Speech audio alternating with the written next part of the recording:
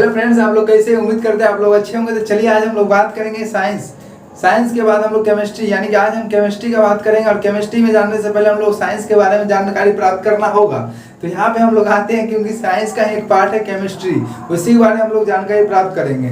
तो आज रक्षाबंधन की हार्दिक शुभकामनाएं, और यानी कि सोनू कोचिंग सेंटर की तरफ से आप सभी बहनों को रक्षाबंधन की हार्दिक शुभकामनाएं और हार्दिक बधाई भी। तो चलिए आते हैं हम लोग केमिस्ट्री के ऊपर। इससे पहले हम लोग साइंस के बारे में जानना होगा, आखिर क्या होता है साइंस और क्या होता है विज्ञान। साइंस को हिंदी में विज्ञान कहा जाता है, यानी कि आपको पता होना चाहिए साइंस विज्ञान मतलब यानी ज्ञान होना चाहिए। विज्ञान आपका कोई भी काम नहीं हो सकता है। तो चलिए हम लोग आते हैं यहाँ पे विज्ञान के बारे में जानते हैं। तो विज्ञान का परिभाषा आइडेंटिफिकेशन क्या हो सकता है?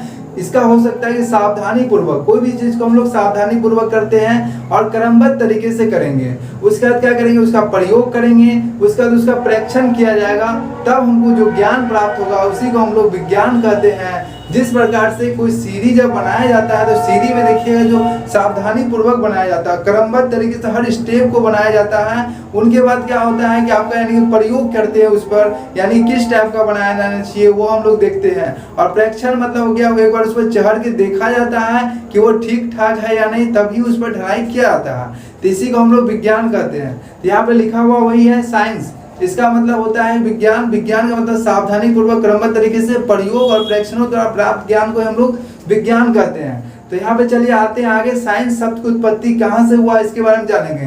तो साइंस शब्द की उत्पत्ति जो है ग्रीक वर्ड साइंटिया से हुआ, जिसका अर्थ हो जानना।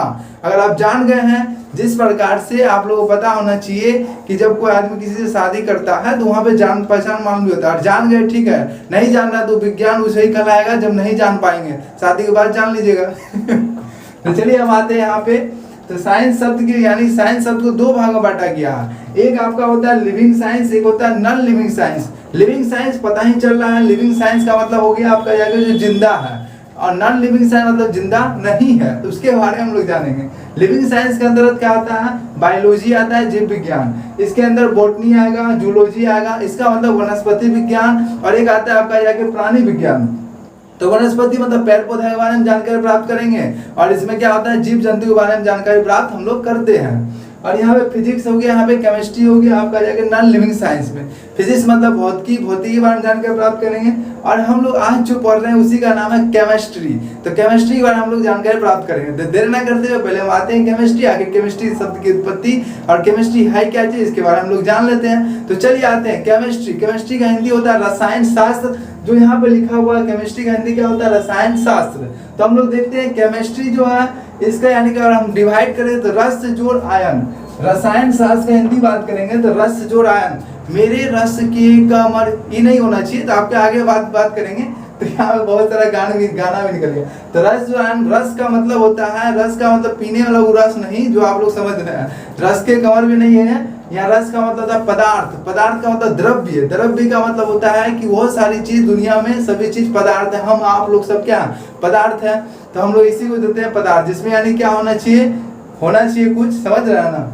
तो देखिए उसी को मतलब हम लोग जानते हैं। तो यहाँ पे देखते हैं केमिस्ट्री। केमिस्ट्री को हम लोग यहाँ पे देखते हैं केमिया। केमिस्ट्री का जो यानी कि शब्द है केमिया शब्द, जो आपका मिस्र यानी कि इजिप्ट। केमिया बोले, छमिया नहीं बोले आप लोग, छमिया नहीं समझिएगा, ठीक ना, न तो चल जाइएगा धनिया में आप लोग।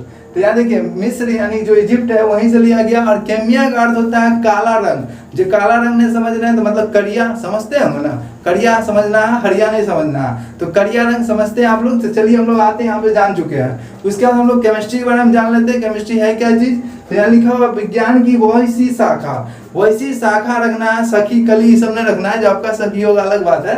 तो विज्ञान की वैसी शाखा जिसमें पदार्थों का फिजिकल प्रॉपर्टी का मतलब होता है भौतिक गुणधर्म, आपके भौतिक गुणधर्म है। और यह केमिकल प्रॉपर्टी का मतलब होता है रासायनिक गुणधर्म। फिर जगह बात किया गया स्ट्रक्चर का मतलब होता है संरचना। और ट्रांसफॉर्मेशन का मतलब होता है आपका जगह रूपांतरण।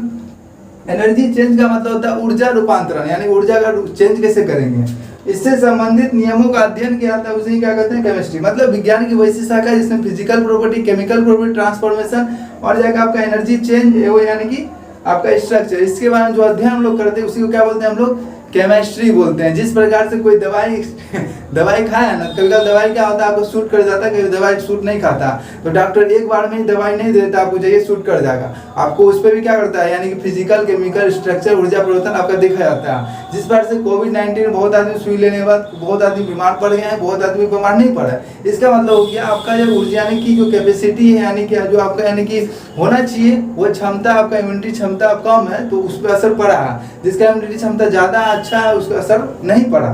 तो चलिए आते हैं, हम लोग बात करेंगे फादर ऑफ एंशिएंट केमिस्ट्री, मतलब प्राचीन भारत यानी प्राचीन केमिस्ट्री रसायन शास्त्र के पितामह किसके कहेंगे, तो रॉबर्ट बॉयल को। रॉबर्ट बॉयल, इसका मतलब बॉयल नहीं जो आप लोग करते हैं, अलग बात है, बॉयल समझ लीजिए। हर एक आदमी क्या होता है कि गर्म पानी के साथ ही कुछ ही चीज खराब होने से बच जाता है, तो हम लोग गर्म पानी पीते हैं, कोई भी चीज खराबी वगैरह भी हो जाता है। तो देखते हैं आगे। फादर ऑफ मॉडर्न केमिस्ट्री की बात करें तो लेवोजियर। लेवोजियर के बारे में तो आप लोग जानते होंगे, इसे यानी कि फांसी दे दिया गया था, क्योंकि यानी कि लेवोजियर जो है, ये जो साइंटिस्ट थे आपका जाके, यानी कि लेवोजियर यानी कि सर्च करते थे। इसमें क्या होता था, इसमें वहीं का भाषा सिर्फ आता था, तो फ्रांस का ही भाषा आता था, फ्रांस से बाहर का भाषा ही नहीं समझ पाते थे। तो इसकी जो पत्नी थी मारिया बोले हैं, सारिया ना बोले हैं, ठीक ना, मारिया जो इसकी पत्नी थी उसकी असिस्टेंट थी।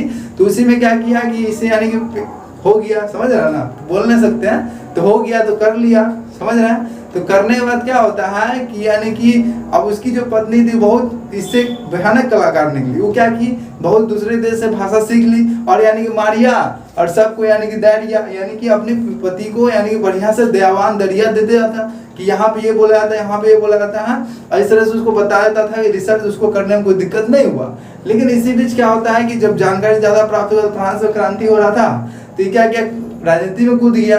तो राजनीति में कूदना कोई आम बात नहीं, पॉलिटिक्स है। तो राजनीति में कूदने के कारण इसको यानी कि इसको फांसी दे दिया गया और फांसी में इसकी मृत्यु हो गई।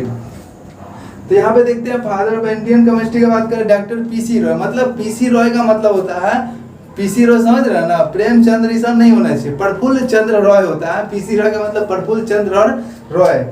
मदर ऑफ केमिस्ट्री का अब सब पितामह हो जाए तो माई मदर भी होना चाहिए। तो यानी मदर ऑफ केमिस्ट्री का मैडम मेरी क्यूरी, यानी कि मैडम मेरी क्यूरी। मेरी बिस्कुट नहीं जानना है, बहुत ही सब इज्जत से नाम लीजिए, मेरी क्यूरी। फिर हम लोग जानते हैं ग्रैंड फादर ऑफ केमिस्ट्री, आप दादाजी सब भी आना चाहिए।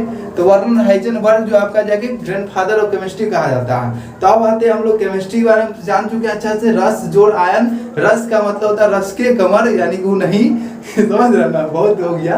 तो रस मतलब द्रव्य, मतलब पदार्थ, पदार्थ मतलब वही सारी चीज जो दुनिया में वो सब क्या पदार्थ है। तो चलिए पदार्थ कैसे कहते हैं वो हम जानते हैं। तो वे सभी वस्तुएं जिसमें मांस होती है, मांस का मतलब क्या, सावन खत्म हो गया कल, आज नहीं, आज मत खाने लगेगा, तो सावन खत्म हो गया, इसका तो मांस, वो मांस नहीं जो आप लोग समझ रहे हैं। ये मांस का मतलब था द्रव्यमान, द्रव्यमान का मतलब था द्रव्य का मतलब था पदार्थ, पदार्थ की मात्रा मतलब द्रव्य की मात्रा, और पदार्थ का मतलब होता है ठोस, द्रव और गैस। आप लोग समझ रहे हैं, ठोस, द्रव और गैस। तो देखिए यहाँ पे वैसे वस्तु जिससे मास होती है मतलब द्रव्यमान होती है, तथा जो स्थान ग्रहण करती है। जैसे हम लोग क्या करते हैं, यहाँ पे खड़ा है तो यहाँ पीछे देखिए हम स्थान ग्रहण कर रहे हैं। आप कहीं पे कुछ रखिएगा वहां पे स्थान ग्रहण करेगा।